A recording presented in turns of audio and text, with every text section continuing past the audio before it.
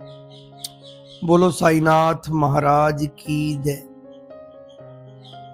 यह आज बाबा जी का इस दास द्वारा साईं सच्चरित्र अध्याय 20 का वर्णन किया जाएगा। कहते हैं, विलक्षण समाधान। श्री काका साहेब की नौकरानी द्वारा श्री दास गनु की समस्या का समाधान। श्री काका साहेब की नौकरानी द्वारा श्री दास गनु की समस्या किस प्रकार हल हुई, इसका वर्णन हेमाड पंत ने इस अध्याय में किया है। श्री साईं मूलत निराकार थे, परंतु भक्तों के प्रेम वश ही वे साकार रूप में प्रकट हुए। माया रूपी अभिनेत्री की सहायता से इस विश्व की वृहत नाट्यशाला में उन्होंने एक महान अभिनेता के सदृश अभिनय किया। आओ श्री साईं बाबा का ध्यान व स्मरण करें और फिर शिरडी चलकर ध्यान पूर्वक मध्या की आरती के पश्चात का कार्यक्रम देखें।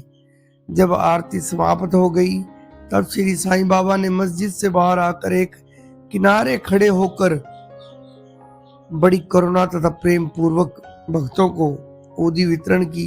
भक्तगण भी उनके समक्ष खड़े होकर उनकी ओर निहार कर चरण छूते हुए और उदी वृष्ट का आनंद लेते थे।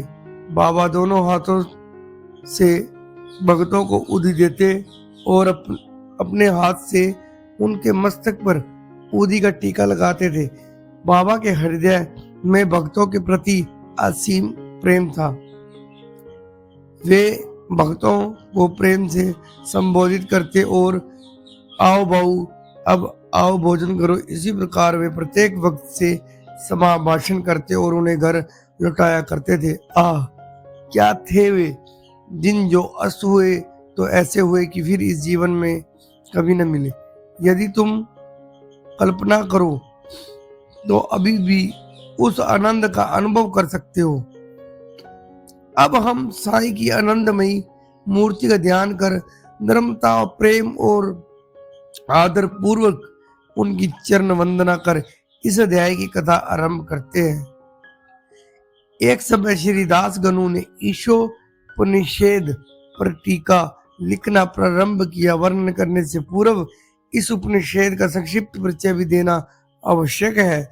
इसमें वैदिक संहिता के मंत्रों का समावेश होने के कारण इसे मंत्रोपनिषद भी कहते हैं और साथ ही इसमें यजुर्वेद के अंतिम 40वें अध्याय का अंश सम्मिलित होने के कारण यह वाजस्नेयी संहिताशोपनिषद के नाम से भी प्रसिद्ध है।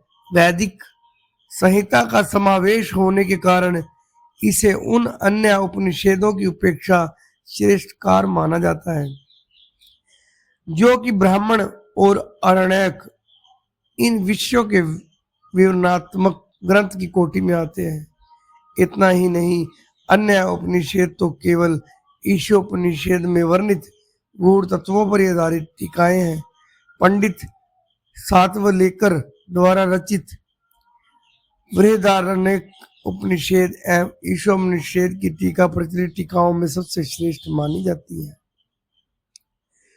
प्रोफेसर आर डी रानडे का कथन है कि ईशोपनिषद एक लघु